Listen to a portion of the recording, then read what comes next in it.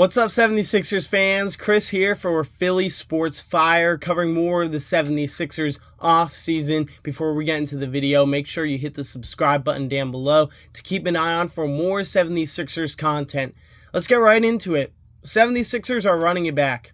Plain and simple. You know, after hearing all the stuff in the offseason with Morey saying that the Sixers are going to have, for sure, a younger and more dynamic group, it's pretty funny, that Morey literally mentioned that the exact age 25 and younger, and that's pretty much literally what the 76ers have done with some of their moves.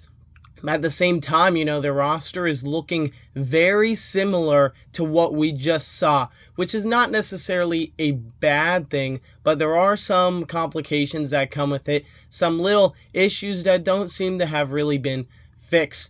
Dive right into it. Just starting with the beginning, how things happened. We did get VJ Edgecombe and Janai Broome. So those two draft picks definitely did help the Sixers get younger. But the thing is, Philly already had those draft picks. It's not like they went out into free agency and got those. We already had those picks, so we were already set to be getting some more young players. I guess if you look at Quentin Grimes, that acquisition, yes, he was at the trade deadline, but I guess that kind of counts as last season or a newer move, so to speak. And I guess that counts as the Sixers getting younger, so to speak. And then afterwards, Kelly Oubre and then Andre Drummond both signed back. So they just accepted their player options. And essentially, there's not really too much we can do about that. They had those player options, but they're still on the roster.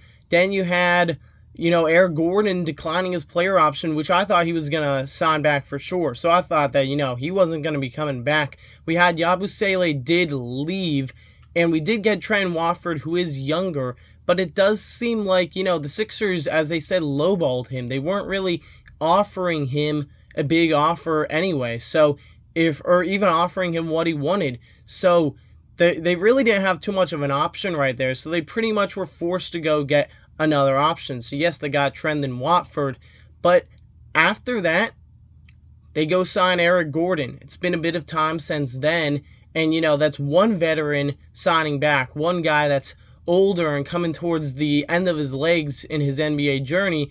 But then we just get the news that Kyle Lowry's signing back. He's 39 years old, and that's pretty much not really anything different than what we just saw last season. I guess the difference is that instead of Jared Butler and Lonnie Walker, we basically pretty much replaced them with VJ Edgecombe and Janai Broome. Because since Yabu was already gone, we had the final replacement for him. We already let him go. So with both Walker and Butler leaving, I guess they were replaced with Edgecombe and Janai Broome roster spot, if we're going that way.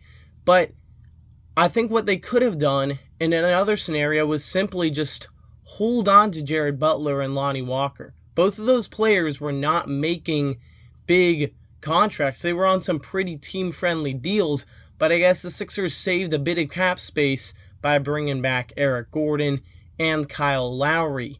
And I don't think really having them on the roster is necessarily the worst thing in the world.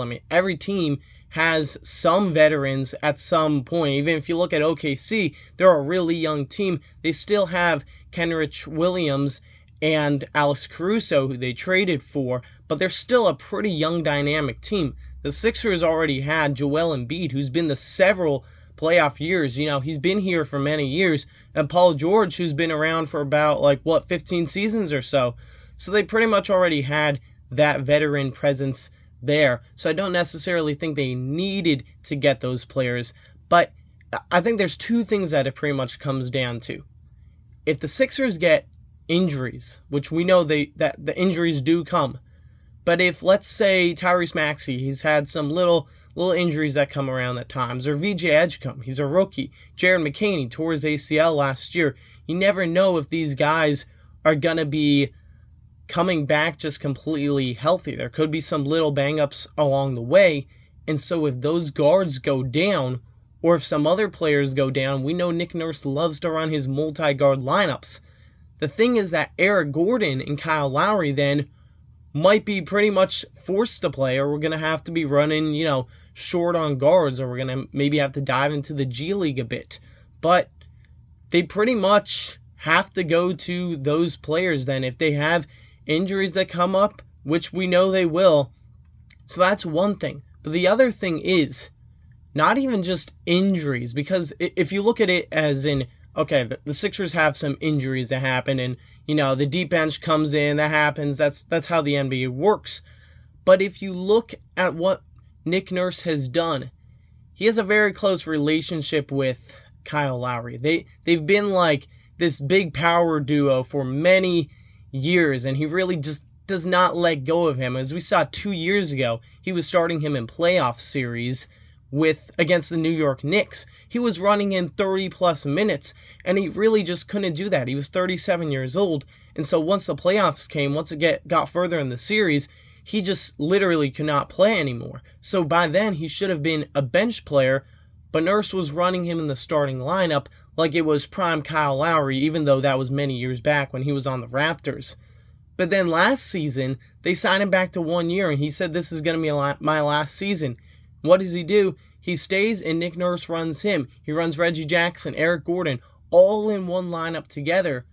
And this season, I didn't even think he was going to be coming back. He says he wants to come back another year. The thing is that Nurse is going to be running these players, whether we like it or not, whether Sixers fans are happy or not. He's going to be running these players, and I'm just a little concerned that he might be running him over VJ Edgecombe for some time, or over Quentin Grimes, over these young players that deserve to be getting minutes, or running these multi-guard lineups again. If that's the case, that's really not going to look very great, because last season we were coming in and we were looking at, the Sixers have all these forwards. We really fell for it. They had, Caleb Martin with his 6'9" wingspan or whatever, and Oubre and Paul George with like near a 7-foot wingspan or something. They've got long players, they got wings, they got forwards, and the Sixers need guards because they were just running a bunch of old veterans that couldn't play anymore.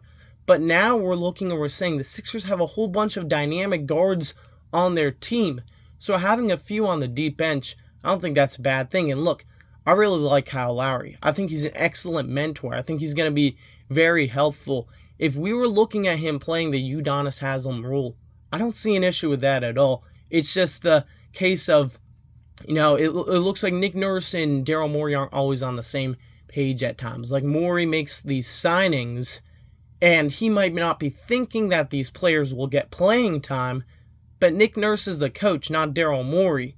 So when Daryl Morey signs, it's just who he signs, who he puts on the team. But Nick Nurse is the one who makes the rotations. He's the one who makes he makes the calls.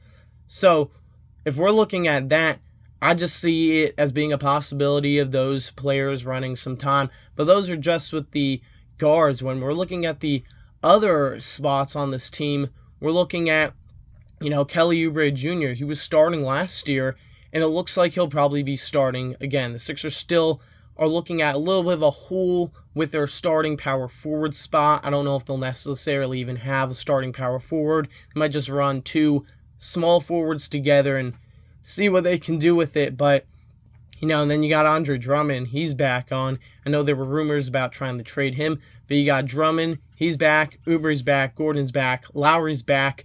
We're back. We're doing it again, just as we do every year.